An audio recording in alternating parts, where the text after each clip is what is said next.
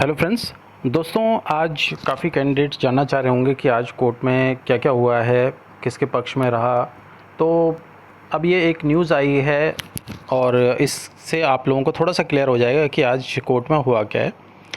पहली चीज़ तो मैं आप लोगों को ये बता देता हूँ कि आज कोर्ट में जो 31 जनवरी सीटेट क्वालिफायर कैंडिडेट्स का केस चल रहा था, अभी वो केस जो है फ़िलहाल नहीं सुना गया है। अब बाद में उसकी सुनवाई होगी, ठीक है। इसके अलावा जो ब्रिज कोर्स कैंडिडेट हैं उनका केस भी बाद में ही सुना जाएगा।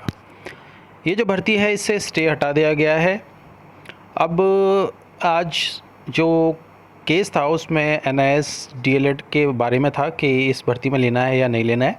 देखिए, ये मैं एक न्यूज़ आपको बता रहा हूँ। जहाँ तक मेरी जानकारी है उसमें तो जो जज साहब हैं उनका कहना है कि NIS DLED जो है वो क्योंकि केंद्रीय DLED है और राज्य सरकार के समान माना गया है ये।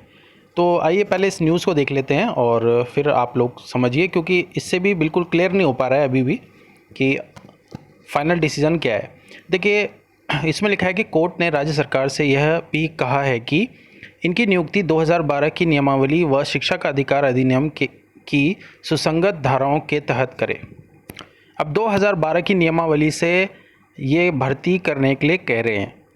कोर्ट ने फैसले के बाद राज्य में 2600 बेसिक शिक्षकों की नियुक्ति का रास्ता साफ हो गया है। अब 2012 की नियमावली क्यों ली जा रही है ये बिल्कुल क्लियर नहीं है, क्योंकि 2020 की ये भर्ती है और लेटेस्ट जो नियमावली है 2019 की है। तो 2019 की नियमावली चलनी चाहिए थी, लेकिन अभी चलिए देखते हैं आगे। हाईकोर्ट ने सहायक अध्यापक भर्ती प्रक्रिया के मामले पर सुनवाई की। कोर्ट ने भर्ती प्रक्रिया पर लगी रोक को हटाते हुए सरकार को अभ्यर्थियों को नियुक्ति प्रक्रिया में सम्मिलित करते हुए भर्ती प्रक्रिया प्रारंभ करने के निर्देश सरकार को दिए हैं। ये नियुक्तियां कोर्ट के आदेश के अधीन रहेंगी। अब पहली चीज़ है, ये जो नियुक्तियां हो रही हैं ये कोर्ट के आदेश के अधीन है, ठीक है। तो अभी फाइनल कुछ नहीं हुआ है। कोर्ट ने राज्य सरकार से यह भी कहा है कि इनकी नियुक्ति 2012 की नियमावली व शिक्षा का अधिकार अधिनियम की सुसंगत धाराओं के तहत करे। 2012 की एक नियमावली थी, उसके अनुसार करने को कहा है। तो अब बात ये उठती है कि ये जो कोर्ट का डिसीजन है ये डायरेक्ट अब सुप्रीम कोर्ट में चैलेंज तो होगा ही होगा, ठीक है। ये तो एक कॉमन सी बात है, क्योंकि 2020 की भर्ती में लेटेस्ट नियमावली 2019 की चलेगी, न कि 2012 की। तो या तो 2018 वाली जो भर्ती थी उसमें चल सकती है 2012 की नियमावली, लेकिन 2020 वाली में नहीं चल सकती। और अगर ये चलाई जाएगी तो फिर ये सुप्रीम कोर्ट में चैलेंज हो जाएगा। कोर्ट के फैसले के बाद राज्य में 2600 बेसिक शिक्षकों की नियुक्ति का रास्ता साफ हो गया है।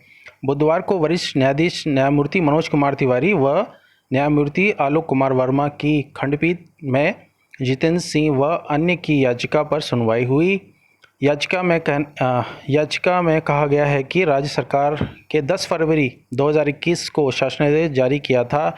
याचिकाकर्ताओं के अनुसार 6 व 2019 में NIS के दूरस्थ शिक्षा माध्यम से DLED प्रशिक्षण प्राप्त है, किंतु राज्य सरकार ने उक्त माध्यम से प्रशिक्षितों को सहायक अध्यापक प्राथमिक की नियुक्ति प्रक्रिया से बाहर कर दिया।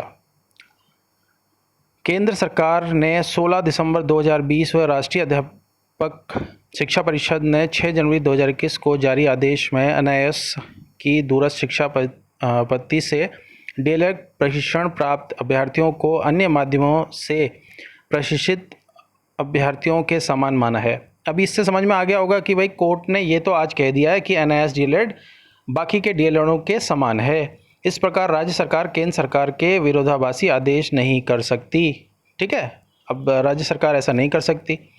इन तर्कों के आधार पर पूर्व में कोर्ट ने राज्य सरकार के उक्त शासनादेश पर रोक लगाते हुए इन अभ्यर्थियों को भी सहायक अध्यापक भर्ती प्रक्रिया में शामिल करने को कहा था, ठीक है। पहले तो यही कहा था।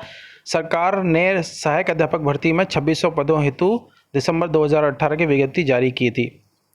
अब फ़िलहाल इसके बारे में और इसमें कुछ भी नहीं है। तो सिर्फ हम लोगों को इतना पता है कि आज कोर्ट में NIS DLED को बाकी जो DLED कोर्स हैं राज्य के उनके समकक्ष जो माननीय जज साहब हैं उन्होंने कहा है। अब इसके बारे में इससे ज़्यादा कोई डिटेल नहीं है मेरे पास, ठीक है। तो खैर आप लोगों को एक बात बताना चाहता हूँ कि ये भर्ती जो है, अगर 2012 की नियमावली जो इसमें शुरू में लिखा गया है कि 2012 की नियमावली से चलेगी 2600 पदों की, क्योंकि 2600 पदों की जो भर्ती है वो 2020 में आई है और उसके अनुसार 2019 की ही नियमावली चलेगी उसमें। तो फिर तो ये इजीली कोर्ट में चैलेंज होगा। अब ये सुप्रीम कोर्ट में मामला तो जाएगा ही जाएगा दोस्तों। अगर NIS DLED का मामला नहीं भी जाता है तो फिर भी ये नियमावली तो चैलेंज सॉरी जो ये डिसीज़न है इसको चैलेंज किया ही जाएगा। और अगर वाकई में NIS को नहीं लेते हैं, क्योंकि ऐसा तो इसमें कहीं नहीं लिखा है कि नहीं लिया जाएगा, लेकिन कुछ कैंडिडेट अगर ऐसा कहते भी हैं और वाकई में अगर ऐसा डिसीजन आएगा, देखिए दोस्तों ये तो खैर धीरे धीरे आप लोगों को क्लियर हो ही जाएगा कि फाइनल डिसीजन क्या है, क्योंकि डिसीजन की कॉपी के बाद ही हर कोई बता सकता है। अभी तो लोग ऐसे ही कह रहे हैं कि कुछ भी रिजल्ट बता दे रहे हैं, अभी हम कुछ नहीं कह सकते हैं कि क्या हुआ है। बस एक ही चीज़ कह सकते हैं कि कोर्ट ने सिर्फ इतना तो कहा है कि NIS DLED बाकी के DLEDों के समान है। ठीक है, तो धीरे धीरे जैसे हमें पता लगता रहेगा हम लोग आपको बताते रहेंगे। और ये बिल्कुल श्योर समझ के चलिए कि ये जो भर्ती है अब सुप्रीम कोर्ट की तरफ जाएगी और सुप्रीम कोर्ट के थ्रू ही इसका कुछ डिसीजन होगा, क्योंकि ऐसा नहीं हो पाएगा कि किसी एक को नियुक्ति दे दी जाए और बाकियों को पीछे हटा दिया जाए। कल तक इसके बारे में पूरा स्पष्टीकरण आ जाएगा कि हो क्या रहा है। फ़िलहाल के लिए यही न्यूज़ है। Thank you everyone.